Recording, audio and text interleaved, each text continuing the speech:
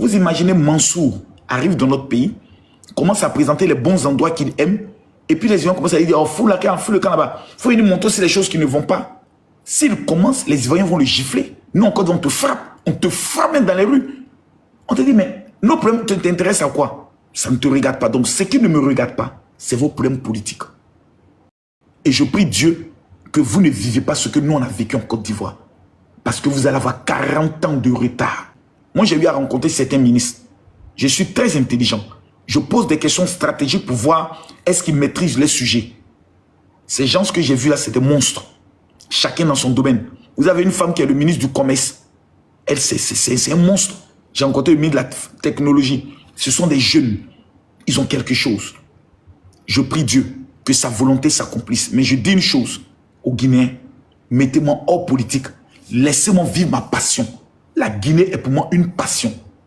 Je crois que c'est Myriam Makeba ou bien c'est qui? Comment elle s'appelle la femme qui est venue en Guinée là? Qui vivait à Dalaba. Elle s'appelle comment? Myriam Makeba. Mais c'est ici qu'elle a passé toute sa vie. Myriam Makeba a vécu en Guinée. À Dalaba, sa maison est encore là. Pourquoi vous ne voulez pas que moi je vive cette expérience? Pourquoi vous ne voulez pas que je présente ce qui est de beau? Quand tu rencontres une femme, est-ce que tu présentes son côté négatif? Tu marches avec elle fièrement. Laissez-moi. La Guinée, moi, c'est un mariage. Je vous demande pardon. Si ce que je présente vous blesse, acceptez d'être blessé. Ça va vous soigner. Souvent, pour soigner une plaie, il faut qu'on coupe la peau morte et puis on soigne. Laissez-moi vous soigner. C'est un Guinéen.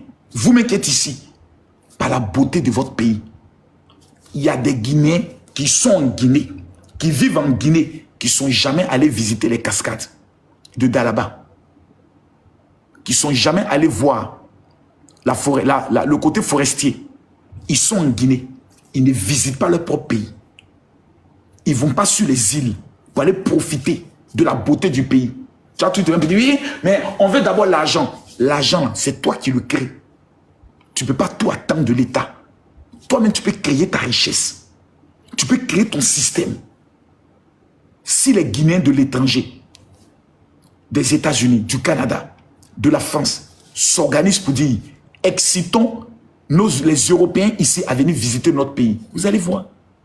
Mais chaque fois qu'on parle de votre pays, vous allez toujours dire, non, rien ne va là-bas et autre ne va pas là-bas, c'est la... Non, ne faites pas ça. Soyez positif, parlez en bien de votre pays, parce que le monde a été créé par la parole. Et ce qui va sortir de votre bouche va créer une énergie qui va faire ressusciter ce pays.